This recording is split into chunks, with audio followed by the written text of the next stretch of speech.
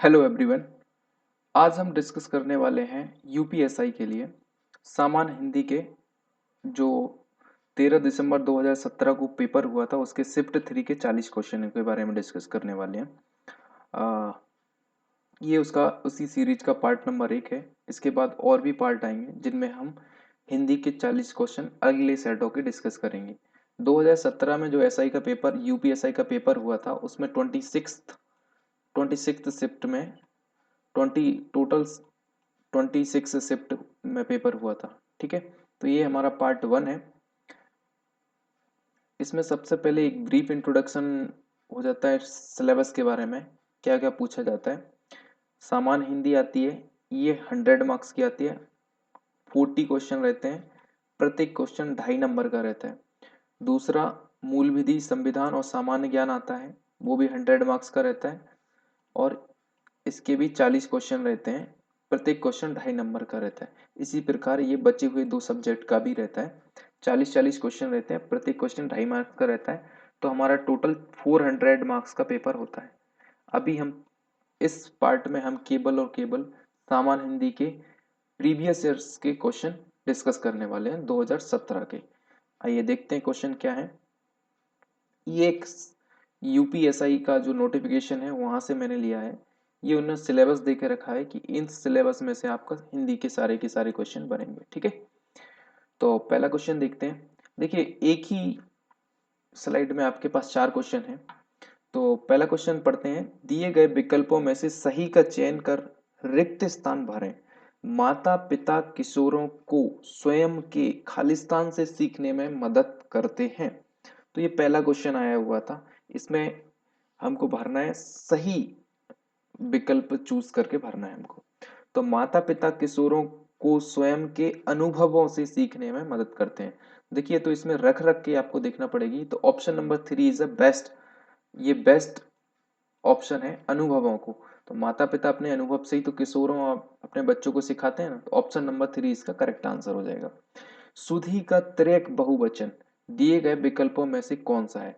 तो सुधी का जो बहुवचन है, जैसे सुधी मतलब होता है कोई एक जन, तो सुधी या अगर तुम सीधी यो लगाओगे तो यो नहीं बनेगा इसमें, क्योंकि देखिए यहाँ पे छोटी ई की मात्रा आ रही है तो सुधी जन होता है, इसका जन लग जाएगा तो ये बहुवचन में आ जाएगा। तो सुधी का बहुवचन, सुधी एक वचन है और सुधी का सुधी जन मतलब बहुवचन क्या हो जाएगा, सुधी जन। ठीक है, निम्न वाक्य के किस भाग में त्रुटि है। आपको इसको पढ़ना है, सेंटेंस को ये बताना है कि कौन से पार्ट में इसमें त्रुटि है। आधी रात से सोने के कीमत, सोने के कीमत में भारी उछाल आया। सोने के कीमत, सोने की कीमत में, तो यहाँ पे के नहीं, सोने के की जगह आएगा। ये ऑप्शन नंबर फर्स्ट इसका करेक्ट आंसर हो जाएगा कि ये यहाँ पे का की जगह, मतलब के की जगह का होना था, सोने की होना था। सोने की कीमत में भारी उछाल आया। तो तीसरे का ऑप्शन नंबर फर्स्ट इसका करेक्ट आंसर हो जाएगा। 25 रुपए दीजिए, विशेष पहचान, विशेष बताइए कौन सा, कौन सी विशेषता है इसमें, क्रमवाचक है, समुदायवाचक है या निश्चित वाचक, निश्चित संख्यावाचक है या आवर्तीवाचक है। तो देखिए निश्चित संख्यावाचक है, इसमें क्लियरली बताया है कि 25 रुपए दीजिए। तो एक की संख्या है 25 जो आपको क्लियरली बता रहा है। तो ऑप्शन नंबर बी इसका करेक्ट आंसर हो जाएगा। तो इस तरीके से क्वेश्चन आए हुए थे, आप देख रहे हैं काफी इजी टू मॉडरेट लेवल में जा रहे हैं अभी तक क्वेश्चन। तो ये क्वेश्चन नंबर 4 हमारे कंप्लीट हुए। नाउ नेक्स्ट देखते हैं, वर्णित बातों को सही क्रम में लगाएं। तो ये उल्टे क्रम में देखे रखें, इनको हमें सही क्रम में जमाना है। तो किस प्रकार जमाएंगे हम ये देखते हैं। तो सभी में देखिए सी ऑप्शन दे रहा है, मतलब सी पहला वाक्य रहेगा। महाराज जनक के जीवन में कोई भूल हो गई थी, कोई भूल हो गई थी, मरने पर उन्हें यमलोक, मतलब सी तो पहले नंबर आ रहा है। उन्हें क्या स्वर्ण क्या नरक हो गई थी, मरने पर उन्हें, बी वाला देखते हैं हम पहला, सी के बाद बी, मरने पर उन्हें यमलोक जाना पड़ा, वहां उनसे कहा गया नरक चलो। क्या बोला गया, नरक चलो। तो डी वाला, उन्हें क्या, उन्हें क्या स्वर्ण नहीं होगा ये स्वर्ग, क्या नरक, वे प्रसन्नता पूर्वक चले गए। महाराज जनक तो ब्रह्म ज्ञानी थे। तो देखिए ये इस तरीके से जमा हुआ है। तो सी से बी जब पढ़ेंगे आप, महाराज जनक के जीवन में कोई भूल हो गई थी, और मरने पर उन्हें यमलोक जाना पड़ा, ये भी हो गया, नरक चलो। तो इसके बाद ये पूछा, जनक तो ब्रह्म ज्ञानी थे, उन्हें क्या फर्क, तो ये थे के बाद फिर उन्हें क्या फर्क, उन्हें क्या स्वर्ग क्या ना, तो ये डी वाला नहीं। इस प्रकार से ये ऑप्शन नंबर ए इसका करेक्ट आंसर हो जाएगा। तो ये तो आएगा नहीं। देखिए, महाराज जनक के जीवन में कोई भूल हो गई थी और मरने पर उन्हें क्या यमलोक जाना पड़ा, सी के बाद बी कतई नहीं आ रहा, तो ऑप्शन नंबर ए इसका करेक्ट आंसर हो जाएगा। ठीक है, ये इस प्रकार से रखने पे हमको पता चले। दिए गए विकल्पों में से सही का चयन कर रिक्त स्थानों को भरें। हमको सही बताना है, रिक्त स्थान को भर के सही बताना है। तो इस तरीके से देखिए क्वेश्चन आते हैं। क्वेश्चन नंबर 6 आया हुआ है, ये 2017 में आया हुआ है। अगर विद्यार्थी खालिस्तान होंगे, विद्यार्थी कैसे होंगे, निडर होंगे, अचेत होंगे, नहीं, ये तो दो नेगेटिव सेंटेंस है। अक्लमंद और आदर्शवादी होंगे तो देश का भविष्य तेज होगा, उज्जवल होगा। उज्जवल, तेज नहीं होता भविष्य। तो ऑप्शन नंबर सी इसका करेक्ट आंसर हो जाएगा। इस तरीके से हमें ये क्वेश्चन को अटेम्प्ट करना है। ऑप्शन नंबर सी इसका करेक्ट आंसर हो जाएगा। जो मैं ऐसी जानती रे खालिस्तान किया दुख होए, नगर खालिस्तान पीटती रे प्रीत न करियो कोय।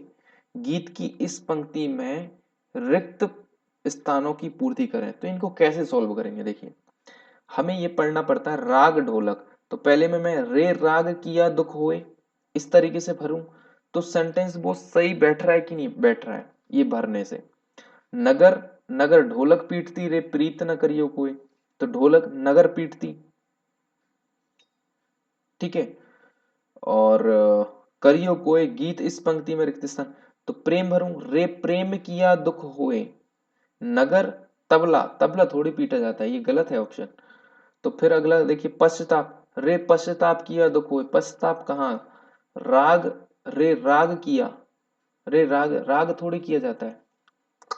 रे प्रीत किया, रे प्रीत, रे प्रीत किया दुख होए, नगर ढिंडोरा पीटती रे प्रीत ना करियो कोई। ऑप्शन नंबर डी इसका करेक्ट आंसर है। इनका कोई याद करने का तरीका नहीं है, इसकी सबसे ज्यादा प्रैक्टिस करेंगे तो आपको ये क्वेश्चन बहुत इजी आ जाएंगे। और इन क्वेश्चनों को रख के देखना पड़ता है तभी हमको बनता है। इनका कोई ऐसा नहीं है कि हमने ये याद कर लिया तो आ जाएगा, बाय प्रैक्टिस ही आ जाता है। ऑप्शन नंबर डी इसका करेक्ट आंसर है। मेज का सामान्य बहुवचन, तो देखिए पुर, स्त्रीलिंग से पुरलिंग, पुरलिंग से स्त्रीलिंग बनाना, एक वचन से बहुवचन, बहुवचन से एक वचन बनाना। तो ये हर सेट में आपको एक क्वेश्चन मिलेगा, एक या दो क्वेश्चन आपको इस तरीके के मिलेंगे। तो मेज का सामान्य बहुवचन दिए गए विकल्पों में से कौन सा है, बहुवचन बताना है। तो मेज का क्या हो जाएगा, मेज है। आ, जा के साथ आ रहा है तो एक ही मात्रा लगता है उसमें, मेज है, ये बहुवचन हो गया। ठीक है, तो ऑप्शन नंबर सी इसका करेक्ट आंसर हो जाएगा। निम्न वाक्य के किस भाग में त्रुटि है, त्रुटि मतलब गलती बताना है। मृत्यु के मुख में जा रहा व्यक्ति सदैव सच को बोलता है, मृत्यु के मुख में जा रहा व्यक्ति सदैव सच बोलता है।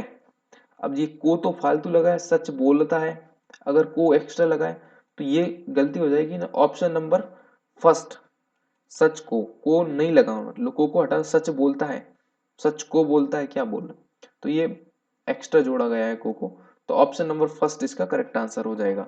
ठीक है, नाउ नेक्स्ट क्वेश्चन देखिए, नाटक स्कंदगुप्त की रचना किसने की। तो एक नाटक है स्कंदगुप्त, ये किसने लिखा। देखिए हिंदी साहित्य के क्वेश्चन है, हिंदी साहित्य का।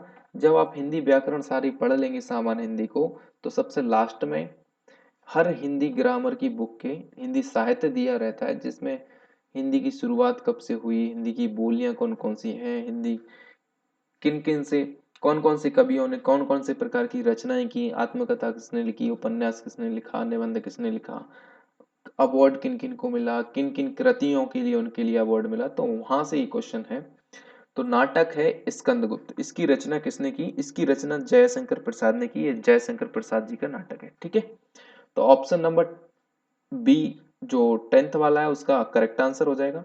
आसमान का रंग नीला है विशेष पहचान है, तो विशेष होता क्या है, जो विशेषण रहता है, जिसकी विशेषण जिस चीज की, जो विशेषण रहता है जिस चीज के लिए विशेषण बताई जाए, जिस चीज का विशेषण बताया जाता है वो विशेष्य कहलाता है। जैसे आसमान का रंग नीला है, यहाँ पे दिया है ना, तो ये नीला क्या हो गया, एक विशेषण हो गया। लेकिन ये किस चीज का विशेषण है, आसमान का, तो आसमान क्या हो गया आपका विशेष।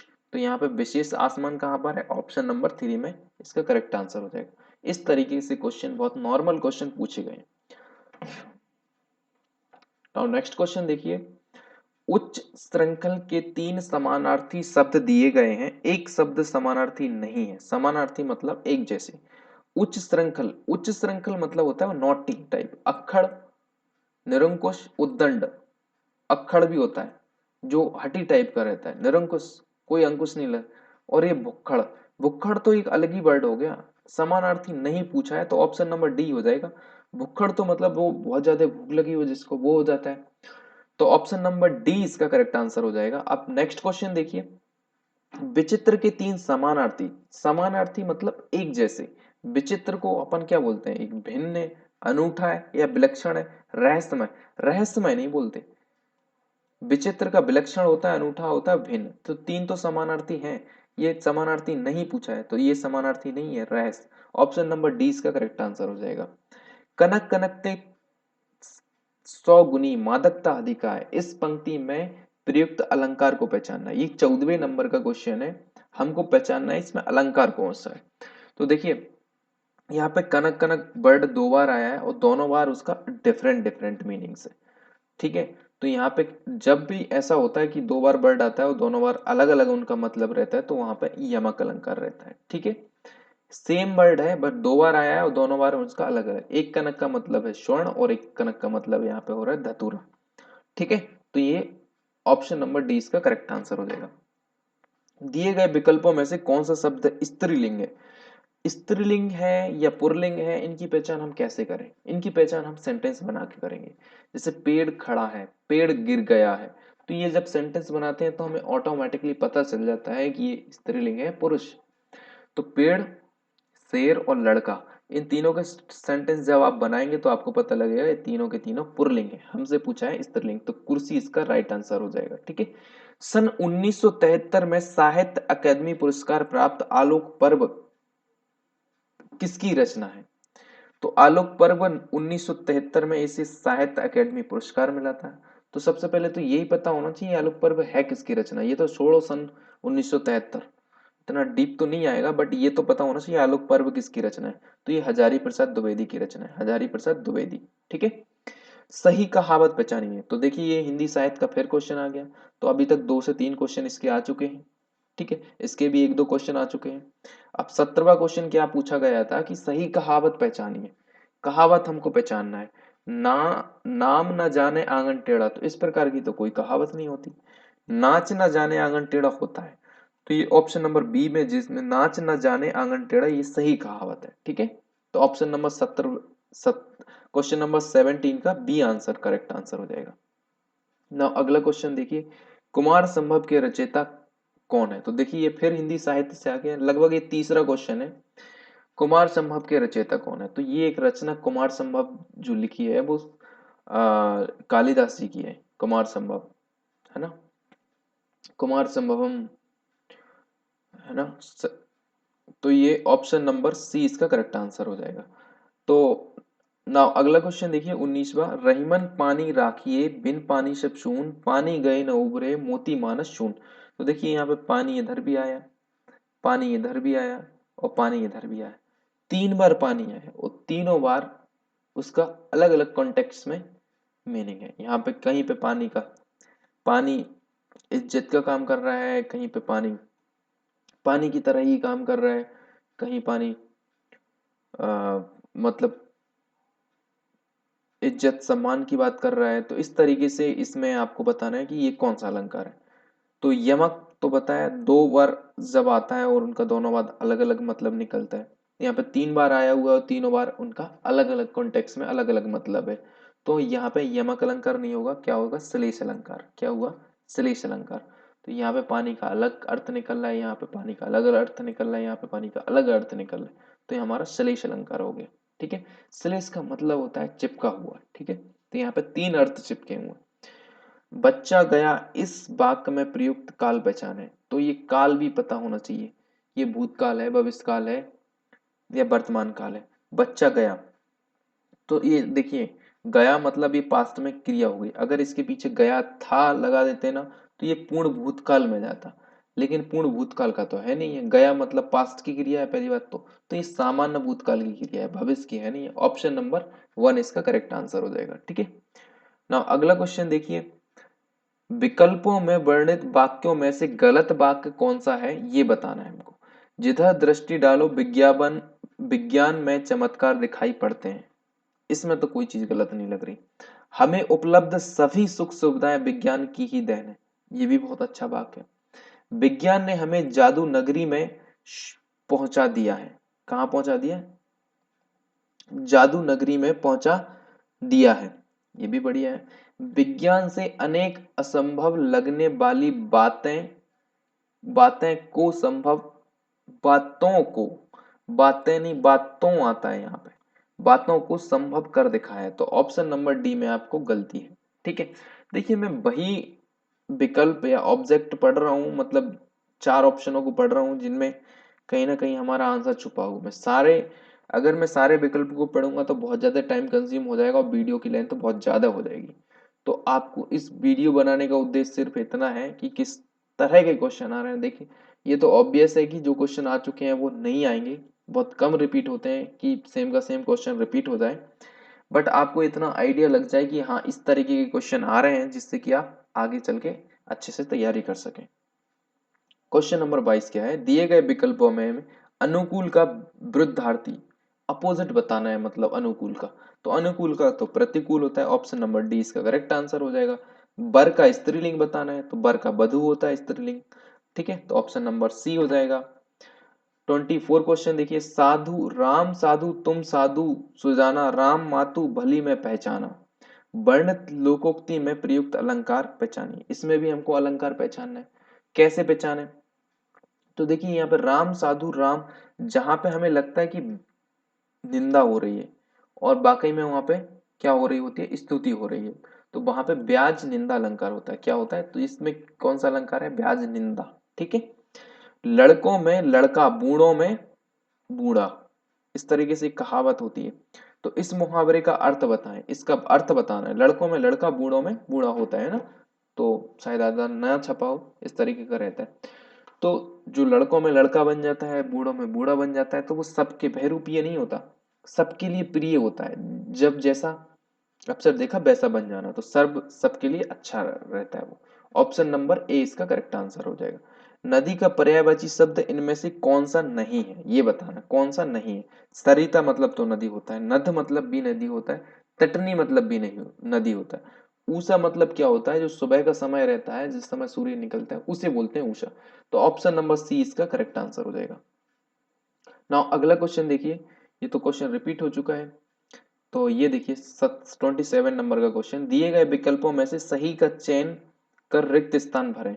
चित्र वर्णन एक ऐसी चित्र वर्णन, जब हम चित्र बनाते हैं तो एक ऐसी कला है जिसमें मन के भाव क्या होते हैं? विस्तृत होते हैं। विस्तृत उन्हें बोलते हैं जब कोई चीज लिखते हैं समक्ष, मन के भाव क्या होते हैं? उसमें प्रकट होते हैं। ऑप्शन नंबर 20 का करेक्ट आंसर है। 28 क्वेश्चन देखिए, पाप की पराकाष्ठा होना, इस मुहावरे का अर्थ बताना है। क्या होता है पाप की पराकाष्ठा होना? पाप का उदय होना, पाप कमाना। पराकाष्ठा मतलब हाईएस्ट पॉइंट, तो पाप का घड़ा भरना। ऑप्शन नंबर सी इसका करेक्ट आंसर हो जाएगा। ठीक है, नाउ यहाँ पे देखिए एक गद्यांश आया है, उस गद्यांश के फिर 29 30 31 तीन क्वेश्चन भी दिए रहेंगे, उनके आंसर हमको देखना है। तो पहले पढ़ लेते हैं गद्यांश को ध्यान से, फिर इनके आंसर देंगे। हम मनुष्य को कुछ ना कुछ बनने का स्वप्न होता है। हम अपने स्वप्न को साकार रूप प्रदान करने के लिए उसे अपना आधार और लक्ष्य बना लेते हैं। अपने सपने के आधार पर अपने भविष्य की नींव रखना आरंभ करते हैं। हमारा लक्ष्य कुछ भी हो सकता है। हम चिकित्सक, इंजीनियर, राजनेता, अभिनेता, सरकारी कर्मचारी, अध्यापक कुछ भी बनने की सोच सकते हैं। हमारी शिक्षा का स्तर भी लक्ष्य तक पहुंचने का मार्ग है। शिक्षा ही लक्ष्य तक पहुंचकर सपने को साकार करती है। यह मनुष्य के जीवन में बहुमूल्य रत्न के समान है जो किसी के द्वारा चुराया व मिटाया नहीं जा सकता। यक्ष द्वारा पूछे गए प्रश्न कि विदेश में मनुष्य का साथी कौन होता है, युधिष्ठिर द्वारा इसका उत्तर दिया गया विद्या। महाभारत में युधिष्ठिर और यक्ष के संवाद से स्पष्ट हो जाता है कि शिक्षा प्राचीन काल से ही मनुष्य के जीवन में महत्वपूर्ण रही है। अब देखिए इनके क्वेश्चन पढ़ते हैं। हमारी बात की प्रामाणिकता को सिद्ध करने के लिए लेखक क्या उदाहरण प्रस्तुत करता है? तो लेखक एक एग्जाम्पल देता है कि महाभारत में यक्ष और युधिष्ठिर के बीच के संवाद का उदाहरण यहाँ पे दे रहा है। ठीक है, नाउ नेक्स्ट क्वेश्चन देखिए, अपनी बात की प्रामाणिकता को सिद्ध करने के लिए लेखक क्या उदाहरण प्रस्तुत करता है? ये तो वापस से रिपीट हो गया क्वेश्चन, तो इसका तो ऑप्शन सी है। विदेश में कौन मनुष्य का साथी होता है? तो विदेश में कोई चीज साथ नहीं होती विद्या के अलावा। ऑप्शन नंबर ए इसका करेक्ट आंसर हो जाएगा। प्रस्तुत गद्यांश का उपयुक्त शीर्षक क्या हो सकता है? एक ही शीर्षक दिख रहा है इसमें, शिक्षा का महत्व जो है ना, वो इसका सबसे बढ़िया शीर्षक हो सकता है। अब देख लें क्वेश्चन नंबर 32 में क्या पूछा गया, किस तरीके का क्वेश्चन है। दिए गए विकल्पों में से गति का विरुद्धार्थी अपोजिट बताना है। गति का मतलब होता है मंद, गति मतलब होता है तेज, मंद मतलब होता है धीमा। दिए गए विकल्पों में से किशोर का समानार्थी, समानार्थी मतलब एक जैसा, तो किशोर को और क्या बोलते हैं? तरुण भी बोलते हैं किशोर को। तो ऑप्शन नंबर ए इसका करेक्ट आंसर हो जाएगा। नाउ नेक्स्ट क्वेश्चन देखिए, चेहरा हमारे विचारों का खालिस्तान है। चेहरा हमारे विचारों का दर्पण होता है कि नहीं? जो है, जो वही दिखाता है जो सच होता है, सच होता है। ठीक है, तो ऑप्शन नंबर बी इसका करेक्ट आंसर हो जाएगा। क्वेश्चन नंबर 35 देखिए, गो का सामान्य बहुवचन दिए गए विकल्पों में से कौन सा है? हमें बहुवचन बताना है। तो देखिए बहुवचन से ये दूसरा या तीसरा क्वेश्चन है। बहुवचन, स्त्रीलिंग, पुल्लिंग और खालिस्तान की ये 3 से 4 क्वेश्चन, इस तरीके से क्वेश्चन ज्यादा आ रहे हैं। तो बहुवचन दिए गए विकल्पों में से कौन सा है? और हिंदी साहित्य से भी 2 से 3 क्वेश्चन आ रहे हैं। ठीक है, तो उनको भी पढ़ाई अच्छे से रेडी करना है।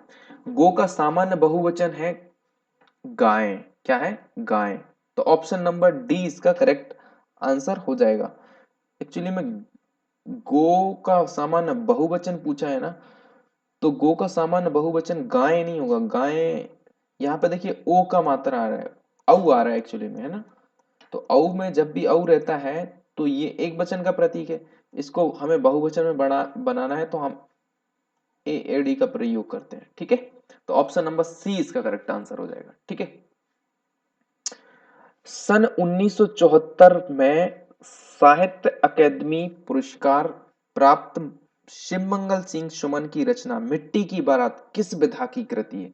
तो इसमें विधा का नाम पूछ लिया कि वो उपन्यास है कि नाटक है कि कथा है। तो मिट्टी की बारात उनका एक काव्य है। क्या है? उनका एक काव्य हुआ करता था शिवमंगल सिंह सुमन का, मिट्टी की बारात। नाउ नेक्स्ट क्वेश्चन देखिए, खालिस्तान चंगा तो कटौती में गंगा। कटौती में क्या होती है? गंगा। नंगा नहीं, ये ऑप्शन नंबर बी इसका करेक्ट आंसर हो जाएगा। मन गंगा, मन चंगा तो कटौती में गंगा। क्वेश्चन नंबर 38 देखिए, जब कोई मर्यादा को खालिस्तान जाता है तो वह अपनी खालिस्तान खो बैठता है। जब कोई मर्यादा को लांघ जाता है तो वह अपनी गरिमा, गरिमा मतलब डिग्निटी, मान सम्मान खो बैठता है। मर्यादा को लांघ जाएगा तो खो बैठेगा। 38 इसका 38 का ऑप्शन नंबर ए इसका करेक्ट आंसर हो जाएगा। नाउ नेक्स्ट क्वेश्चन देखिए, विकल्पों में वर्णित वाक्यों में से सही वाक्य का चयन करना है। सही वाक्य कौन सा है? खेल कूद को शिक्षा के अनिवार्य अंग मान महत्व दिया जाता है। अंग मान महत्व, ये तो कौन सा, तो गलत है। शरीर को स्वस्थ रखने का एक ही साधन खेल भी है। क्रिकेट, टेनिस या कोई भी खेल को खेलने से हमारा शरीर तो चुस्त और तंदुरुस्त बनता है। ठीक है, और समाज में खिलाड़ियों को आदर प्रदान किया जाता है। खिलाड़ियों को सम्मान प्रदान किया जाता है। सही वाक्य का चयन करें, ये तो गलत है। क्रिकेट, टेनिस या कोई भी खेल को खेलने से हमारा शरीर तो चुस्त चुस्त क्या, तंदुरुस्त बना रहता है। चुस्त थोड़ी, ये थे गलत वर्ड यूज हो रहे हैं यहाँ पे। शरीर को स्वस्थ रखने का एक ही साधन खेल भी है। तो ये ऑप्शन नंबर बी इसका करेक्ट आंसर हो जाएगा। ठीक है, विनय पत्रिका किस कवि की रचना है? तो ऑप्शन नंबर फर्स्ट इसका करेक्ट हो जाएगा, तुलसीदास जी की। इस तरीके से हमारे 40 क्वेश्चन आज के लिए खत्म होते हैं। ठीक है, अब इसके बाद नेक्स्ट पार्ट में मिलते हैं, पार्ट नंबर सेकंड में बहुत जल्दी। Thank you.